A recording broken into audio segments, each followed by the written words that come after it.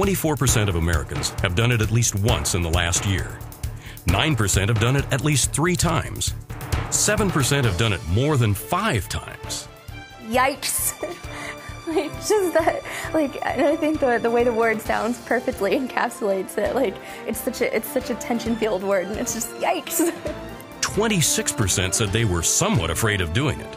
And an amazing 18% said they were very afraid of doing it. Absolutely horrific. She's absolutely right. Flying's no fun today. Long lines, hassles through security, lost luggage, cancellations, and yet it's still the safest way to travel on the planet.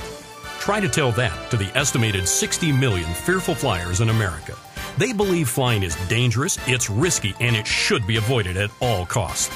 Probably my biggest fear is that I'm going to start getting panicky and then I'm not going to be able to stop. I'm going to start having a panic attack and it's going to escalate, and then I'm just going to kind of get out of control. Yeah, or I can't even like read or write or do anything because the second something happens or I hear a noise, I get distracted and I completely forget what I was doing. On the flight, I'm so stressed out, you know, that by the time I get where I'm going and I land and everything's good and I can sit and relax, I'm just exhausted, mentally and even physically exhausted. As a small boy, Captain Ron Nielsen dreamed of being a fighter pilot. His 40-year career as a pilot began at the Air Force Academy and continued on through a tour of duty in Vietnam. In 1978, he began his career in commercial aviation. It wasn't until 1987 that he became aware that millions of people are afraid of what he has such a passion for, flying airplanes. In addition to being an authority on fear of flying, he's regularly featured in local and national media as an aviation expert. He's recognized as an industry expert in the field of human factors, having spent the last 20 years designing and delivering programs to reduce the likelihood of aviation accidents due to human error. His master's degree in professional counseling helps him understand what's really going on inside the minds of those white-knuckle flyers. Captain Ron knows fear. People experience their fears in 1,000 different ways.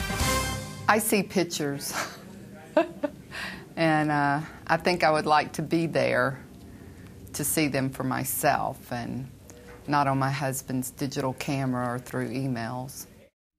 I was working the Twin Towers on 9/11, and I was in the building when the plane crashed, which is what started my fear.